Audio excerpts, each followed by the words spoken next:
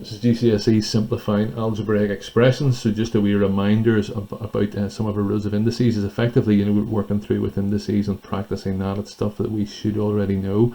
So as a reminder, then x to the power of a multiplied by x to the power of b gives me x to the power of a plus b.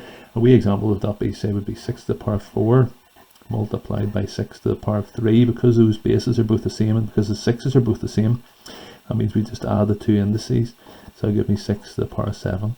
It's the same for dividing and subtracting. So 6 to the power of 4 divided by 6 to the power of 3, of course, would give us 6, or 6 to the power of 1. Anything to the power of 1 is just that number. So 27 to the power of 1 is just, of course, 27. X to the power of a all to the power of b. So say we have 3 to the power of 2 all to the power of 4. That's the same as 3 to the power of 8. We multiply those two numbers. Bit of a weird one for us. Anything to the power of 0 is 1. 8 to the power of 0 equals 1. 2.7 to the power of 0, that equals 1. Anything to the power of 0 equals 1. And then 1 over x to the a equals x to the minus a. So it's nearly better the other way around here, but if you have, let me see, 3 to the power of minus 2, the 2 does what it always does, it squares the 3 to give you 9, but the minus actually gives you then a 1 over, so the answer to that is 1 over 9. Incidentally, that's why the standard form works. If you have minus powers in the 10, 8 times 10 to the power of minus 3, that's actually 1 over 1,000, so you're dividing them by 1,000. Let's take a look at a couple of examples and see how we get on. P to the power of 6 times p to the power of 3. Nice straightforward one for us. That's going to give us p to the power of 9. 10x cubed y squared divided by 2x squared y to the power of 6. We just take each bit separately. 10 divided by 2 gives us a 5.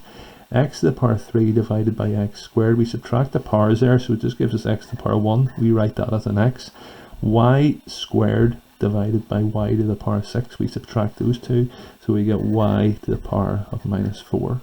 Now this isn't for the faint-hearted, this bit, but that's the same as, you would get full marks for this, so don't panic too much, but that's the same as 5x multiplied by 1 over y to the power of 4. Do you see that? So that's y to the power of minus 4, because this we rule up here, that'll be over the top, and then we could write that if we wanted as 5x over y to the power of 4. I would say you'll get full marks for this one, but it's just so you're aware of this if you're a bit more advanced. 3a squared to the power of 4. The 3 to the power of 4 is 3 times 3 times 3 times 3. Remember the 3 is inside the bracket, so it needs to be put to the power of 4.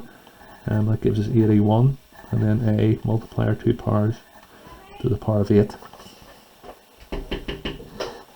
Then next one. So we're doing 8p to the minus 2 divided by 4p to the minus 2. Bit of an odd one here actually. 8 divided by 4 gives us 2p to the power of minus 2 divided by p to the power of minus 2. If we subtract those two powers, we get p to the power of 0. Anything to the power of 0 is 1. So the answer to that one is actually just 2. 49a to the power of 8. That means 49a to the power of 8 multiplied by 49a to the power of 8. Sorry, I forgot to say the squared in the earlier bit. So 49 squared, I have to confess, I don't know. If it's a non-calculator paper, you just need to do a long multiplication. 49 times 49 should be within everyone's grasp, but you get 2401. 2401, and then multiply our two powers here. So it's going to be a to the power of 16. And then finally, x to the power of minus 2 multiplied by x cubed. It's just our first rule. Let's go back up here so we can remind ourselves, and we add those two numbers.